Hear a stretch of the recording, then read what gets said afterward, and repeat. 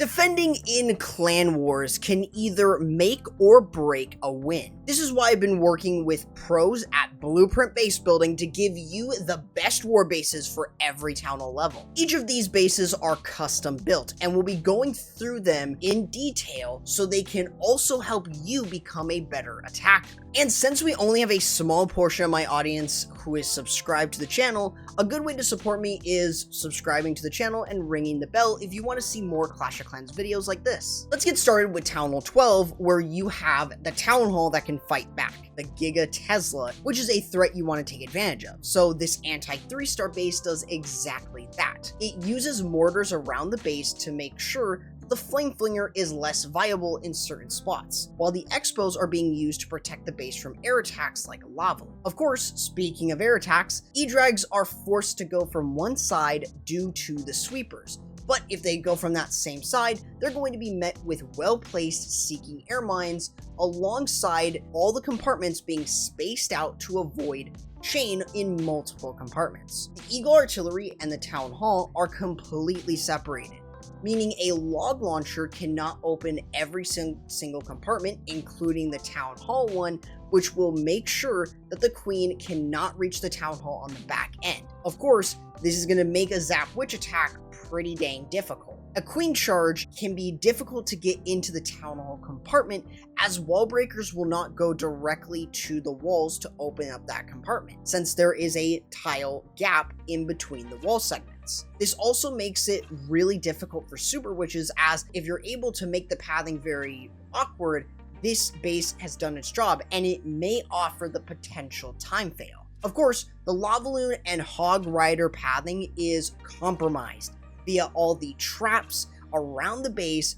alongside traps in the core. There is even a mini Tesla farm with a tornado and other traps to slow down a hero dive going into that section, but also to kill off any leftover witches, hog riders, or even balloons that make it there. Town Hall 13 unlocks the scatter shots, and on this base it is incredibly important to protect them. This is why you see the mortars and ground expos being used to protect the Town Hall, Scattershot, and Eagle Artillery from the use of the Flame Fling. The compartments and even the core are spaced out to make E-Drag chain non-existent. This also forces attackers who use dragons or electro dragons to hit from the Town Hall side, as the sweepers are pointing away from the Town Hall. With the Blizzard, it's going to get stopped by either the Tornado Trap, Giant Bomb, and Small Bombs, or even the Bomb Towers, making a Blizzard entry very difficult. Super Archers can get very minimal value, since realistically, because of how spaced out all the compartments are, it makes it very hard to get any sort of value,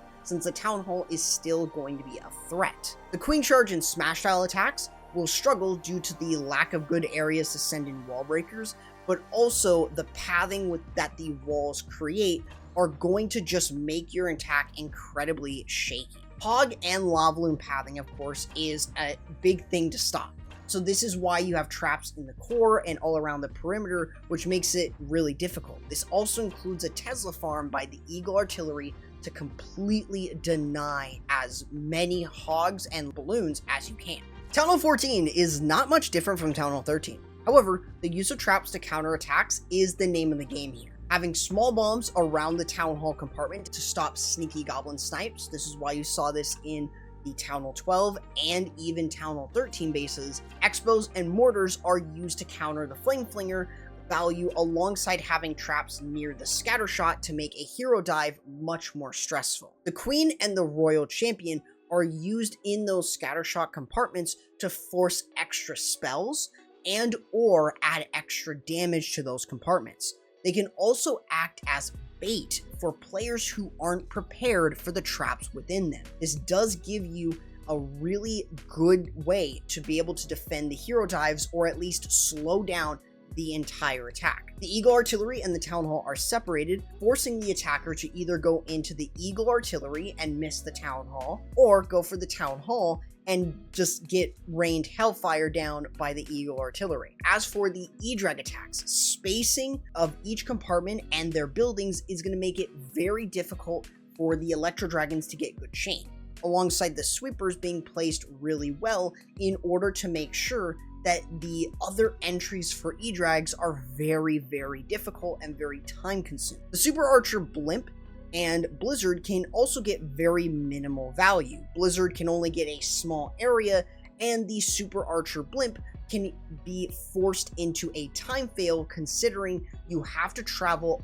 all the way across the other side, which is going to take a lot of time. Of course, alongside this, there are other high HP buildings around the base, even if it is successful, so that way it can slow down your entire attack and force your attacker to get a time fail. As for the Lavaloon and Hog attacks, there are traps in the core and around the base that can quickly disperse them and get you the defense. Now, while Town Hall 15 is completely dominated by box bases, an unorthodox anti-3-star base like this also works incredibly well. The use of the double rage tower setup is still offering the same protection as those box bases, since you're using one rage spell tower by the Town Hall alongside Expos and Inferno and any other defenses, while on the other side of the coin, you've got the use of it with 2 multi-target Infernos and alongside other defenses and maybe 1 or 2 Expos. It's really important there that you have that protection. The Monolith is going to be behind the Town Hall in order to ward off any hero dives or queen charges that make its way into the Town Hall compartment, which is already difficult when you have the king and good wall placement, making pathing into that area extremely difficult. It also counteracts you using wall breakers to even get in there in the first place. The zap quick value is also kept to a minimum near the Town Hall to also make sure that the Flame Flinger in this regard is even more risky trying to go in, as you're going to need to either bring a Yeti or more balloons to get rid of all of the defenses around there, or have your Warden tank for that and go in the wrong direction. There are also spread out compartments for Electro Dragons and Super Dragons to get less value, alongside Seeking Air Mines to make sure E-Drags and Super Dragons are thinning out quickly, whether they're on the outside the base or in the core. If you're seeing a lot of super minion bombs, then the use of the red air bombs in the core alongside the tornado trap will allow you to defend this quite easily.